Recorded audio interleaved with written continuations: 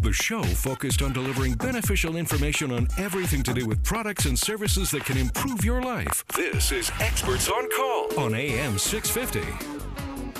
Welcome back to the show. I'm Sterling Fox, and we're talking pets on this edition of Experts on Call on AM 650. Our guest in studio, the owner of the BC Canine Training Center, Phil Moriarty, is with us. And also joining us again in studio from the Richmond branch of the SPCA is Rachel Wiest. And Rachel, you actually had a few years down at HQ, Provincial SPCA headquarters, before heading out to run the show in Richmond. I did. What's the big difference working for the SPCA in the office circumstance versus on the ground in the trenches in one of their shelters? Well, it's not as glamorous working in the shelter, that's for sure. I worked at a desk at head office, answering phones and helping out our CEO, and you know, I got to wear heels and dresses. That just doesn't really fly at a shelter. So a lot of jeans and runners and things like that. But I get to work face-to-face with the public more often where I am now, and I really enjoy that aspect of it. And you get to actually be around the animals that are available for adoption, which is great. You see it from beginning to end, which is great. We still had pets at head office. People, obviously, it's a pet-friendly environment. You could bring in your animals from home as long as they're friendly with others, so that was pretty cool. But no, the shelter's pretty great. I like it a lot. Right. And it's interesting. We were talking about this, I remember, on your last visit. The SPCA has a terrific website. And you can go on to the SPCA website, and you can check out dogs available right now for adoption all over British Columbia. Yes, you can. And you tell us about this transportation system, because Phil gets clients from all over BC flying their animals down to be trained as well at the BC Canine Training Center. But in the SPCA, they have this thing whereby large collections of animals from the north, where there are fewer facilities, are brought down to the south, where there are more people and more SPCA offices. How long's that been going on? Our Drive for Lives program has been going on for as long as I've been there, so well over 5 years. And it's really great because not only does it consist of our transfer van and trucks that drive from the northern branches down to the lower mainland, and then we have one that goes around the lower mainland, but we also have some great partnerships with a couple airlines that will help fly animals from either the interior or the north or even the island actually over into the lower mainland. So areas that maybe don't have as great of numbers for adoptions or people looking to adopt, they bring them to the lower mainland where we have a very high demand for animals. And they don't stay long at the shelters once they come in. They're pretty much gone. So. Well, I was going to say, I remember last time you were visiting us, you had a batch of puppies. Yes. And you had just had the last one go out the door the morning you came down to see us. Yes. And that adopting family going to the Richmond's SPCA was from Kamloops, From Rachel. Kamloops, yeah. They drove and they stayed overnight, and then they got their puppy in to get home with them. But more recently, actually, we had Husky Cross puppies come into our care, and we actually had a gentleman drive all the way from Revelstoke to come meet the puppy. He was totally in love and took this puppy home with him. Isn't that amazing? And it's just the power of the internet. It is. It's, right? If we have a great picture and we have a great description and they contact us, we tell them everything we can, and we get their application sent in, and if it looks like a good match, why not come on down? Right. And Phil, down at the BC Canine Training Center, a short couple of blocks down the street from Rachel's office at the Richmond SPCA, you do have clients all over the province who will airlift the dog down to you for a training session. I wonder about that, though, simply from the point of view of the dog's training protocols have to involve humans at one point. You train the dog, but then you also have to train the dog's owner in order that then they too can when they pick the dog up. Oh, I see. So when it they can pick all be the dog done. up, they have to come down. Oh, okay. And so they can airlift the dog to you, but they need to come and show up in person to collect the dog. Saves them making 2 flights themselves in one, in a 2-week period, that sort of thing. And sometimes they'll do it because they're going on holidays. If they're going to Hawaii and there's a flight that they're going to catch here, they may drive down and drop the dog off, catch their flight to Hawaii. 2 weeks later, they come get their lesson, pick the dog up, and fly back home. It does sound nice, yeah, doesn't it? It does sound nice. You can tell Rachel and I haven't been to Hawaii in the last few months. But it's a great action plan, and they do that on holidays. I remember talking to you about this at Christmas, too. If they're going away for a ski vacation or whatever, drop the dog off for not necessarily always training, Phil, because you do boarding as well, right? Oh, for sure, yeah. Okay. Yeah. Now, in the summertime... But sometimes they'll mix the two. You know, they wanted to put the dog in for boarding. Well, let's get some training at the same time. We're going to be away for a couple of weeks, so How important is it, though? I would assume you insist that the owner or the family of the dog that you've just gone through the training process with also receive a little personal attention from you and your team. There's not much point in handing over a complicated piece of equipment to somebody that you haven't given the learning instructions to. Absolutely. Yeah, because you know, just because the dog knows all the commands now, and just because the dog will do it when you tell it to, doesn't mean that you know, somebody else can just give the dog the commands and it'll understand what you mean. Body language is so important. The proper way of holding the leash is important. The proper way of giving the commands is so important. And I suppose the proper way of disciplining yourself when you're giving the commands is so important. I was just going to say, if the dog has been accustomed to ignoring your commands, and that's why it was sent to the training center in the first place. That was the universal you, because the dogs don't ignore my commands. No. No, but I'm saying to the owner, if the dog, you know, you've had this dog, and it's just basically said, take a powder. I'll eat when I feel like it, and you can, or you can order me to do anything. My dog won't do a thing I ask. Exactly. Yeah. So they come unless I have a cookie. All right. Oh, yeah. So they come to you, and you and your team train up the dogs, and then so the person who's surrendered the dog to you for a week or two, then comes back to claim the animal, and that person's now going to need to be trained a little bit, because up until this point, the only thing the dog has done for that owner is ignore him or her. Well, not ignore, but certainly not, and you know, from the dog's point of view, it's not misbehaving, it's just doing what I can. So, you know, we don't want to imply that dogs are being bad or even sneaky and mindful that they're being that way. Right. But you're right. The people have to come and get their lesson. Otherwise, it was all pointless. Sure, exactly. You know, yeah. Okay. And how long typically would that take, Phil? Well, we like a minimum of an hour. Oh, okay. Yeah. I would imagine some people would want a little longer than that, too. Some people need longer than that. Sure. And people can come back, you know, if they need a refresher. Right. As part of the program. But the other thing is the instructions that they get are more to do with how they need to behave and not how the dog needs to behave. Right. Because the dog needs to see them in a different light than the way the dog left them. Good point. So, you know, we go through a little bit of a session with them before we even bring the dog out to show them again. Aha. Because there's a way that dog is going to greet them, probably the way it greeted them in the past, that is going to be dominant and jumping all over them, that sort of thing. And we want them to understand that if you're going to be the leader, you need to be the leader. And you can't be allowing the dog to jump up on you and all that sort of thing. And how hard is that? Because you haven't seen your dog for 2 weeks and you love the little devil. Yep. And all of a sudden, the training guy says, well, now you have to, you can't just, give him a big hug when he comes bounding into the room. You've been trained, and so is he. So now your relationship is different. Yeah. And you have to understand that. What we get them to do, though, is be very excited to see your dog. Okay. Just keep your hands neutral. Oh. And the dog is going to come up and he's probably going to start jumping on you, and of you course, can say, the usual. Yeah. But you don't want to move him off with your hands, because you feed him with your hands. You're going to play toys. You give him toys with your hands. Right. You've just given him two toys to play with if you try and use your hands to push him off. Ah. So there's a way of greeting the dog so that the dog starts to respect you and your space.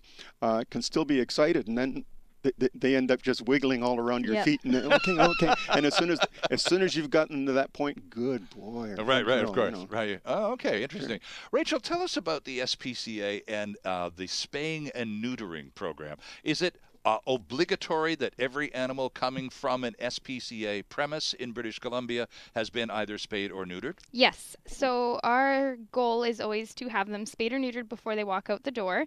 If for any reason before their adoption we can't get that done, whether it's a medical concern or they're not of a great weight for it yet or anything like that, we will either have them foster the animal if they're a great home for them so they get out of the shelter. They don't need to be there. Right. And we'll set up a date when the time is right for them to be spayed or neutered, or we're phasing it out right now, but we do still have certificates for spaying and neutering at some of our places. So for my branch in particular, sometimes we have really small animals that come in and they can't quite get spayed or neutered yet, but we don't want them sitting there for the next few months. A puppy that's going to be large breed and it's just not the right time yet, so we'll adopt them out, and we'll be following up with the adopters to make sure that they have it done as well. But we also have 2 spay and neuter clinics, one in Prince George and one in Kamloops. And then we also have our SPCA Animal Hospital in East Vancouver that does spaying and neutering too. And the adoption fee includes the spaying and neutering It does include costs. that, yes, which is huge. Many people don't know how much that could actually get to, so the free animal that they find online seems like a really great deal, but spaying and neutering, it's expensive. Right. And individuals probably can't access vets for spaying and neutering at a fee rate that the SPCA can, because you've got a little more volume than the typical pet owner, don't you? Yes, so we work with great vets in our area specifically, as well as our Vancouver hospital that we have. It's a low-cost animal hospital, so people that perhaps can't afford to spay and neuter at their vet should really consider calling ours. It's low cost. It's going to be a lot less than your vet. Oh, so that's a kind of a nice way to get things done less expensively. We're not looking to make money off it. We're looking for the animal to be spayed or neutered, basically. Sure. Yeah. Okay. And to be more adoptable because of it. Yeah. And not to create a cycle of more dogs that are going to be put up because they haven't been spayed or neutered, and now they have offspring. And it's a breath of relief for a lot of people too. It's a weight off their shoulders. They don't need to do this anymore. It's been done for them. They get to just take the animal home and start working with them and start loving them. Phil, I guess from a professional's trainer perspective, a spayed or neutered animal would be much easier to work with, or is that necessarily the case? Not necessarily the case. Spayed or neutered is going to have a big impact on the dynamic when they're in a pack and when they're around other animals. Right. But they should be acting with humans the way the human wants them to act. Right. If they're obedient, they're obedient. If they're not obedient, they're not obedient, whether they're spayed or neutered.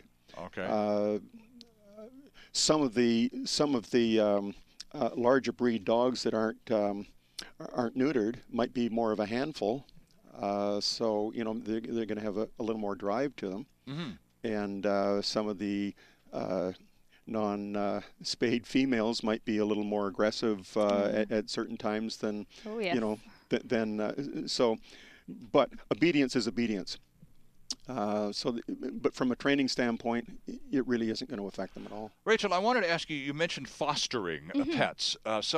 And I'm back to the example I used with you earlier about people just sort of unloading dogs, just dropping them literally at your doorstep, and they do this to you too, Phil.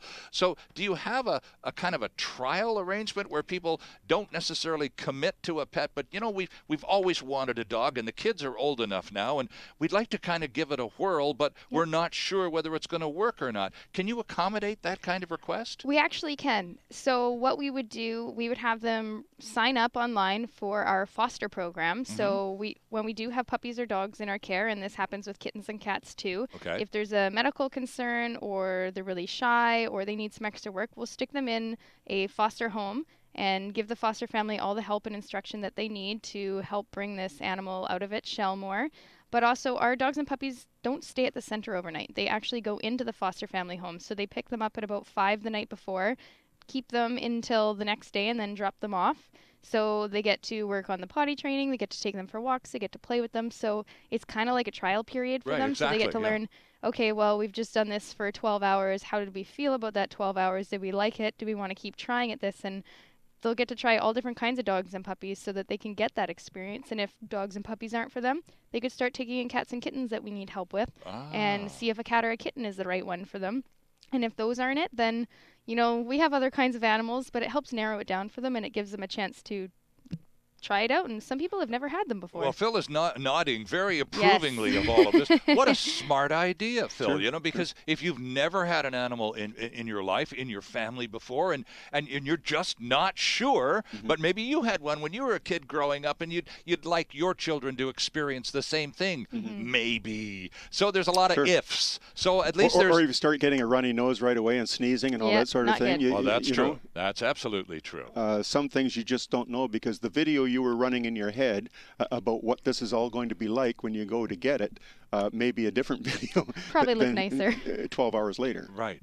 Okay, so people, you're saying, Rachel, people, and you had a fellow drive in from Revelstoke to pick up a puppy here in Richmond. So people clearly use the internet. Canadians are just avid consumers of the internet. We're a pretty well-informed group. When people come to you to the training, the Canine Training Center, Phil, obviously they may have checked out the website at bccanine.com.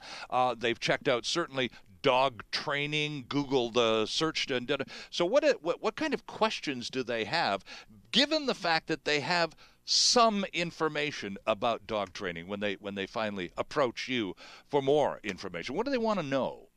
Typically, what are you going to do for my dog? Okay. Which usually converts to what are you going to do for me? Because my dog, I can't control him. There's generally two categories. One is that they've got a pup that they want to make sure starts off right, and so they're going to invest in that plan. The other is they've got a dog that they've either inherited or had for a long time that they can't control, and are going to want some remedial training or any training at all. Right. So if it's the first one, they're pretty easy to deal with, right, because sure. they're willing to accept that whatever you do is going to be right for my dog, given the circumstances. The other people don't know what to do. So they have a lot more questions about. They don't know what to undo, perhaps, in some cases either, right? Or what needs to be undone. Yeah, exactly. That's right, yeah. So their questions are going to be more directed at how can I get him to do this, and how can I get him not to do that? It's sometimes those are things you can't explain over the phone. Okay. So we'll give them references and that sort of thing. And typically the people that come to us are either off the website or from references. Okay. But again, a lot of web referrals. And the SPCA throughout the province, Rachel, does most of its business on the internet in terms of interaction with inquiries, and then the rest of it, of course, is all hands-on with the creatures themselves. Definitely. We have a lot of people that go to our BC Pet Search website and see the animals on there, and when they're looking at the animal, they can see the picture, the write-up about them. What was that website again? BC Pet Search. And you can look up the picture and the description about the animal and learn more about them, and then at the bottom of their page will be the branch's contact information, so you can actually email or call them directly, or it has their address too, so you could actually drive out if you wanted to. Okay. Well, we've been doing a little bit of that BC Pet Search stuff ourselves. It's BC Pet Search, what, .ca or .com? .com. BCPetSearch.com. And while you're checking around on the internet, don't forget about BCCanine.com. We're going to take a 2-minute break here. You might want to check out one or both of those websites while we do this on AM 650. We'll be right back. Delivering relevant and beneficial consumer information. This is Experts on Call, and there's more still ahead on AM 650.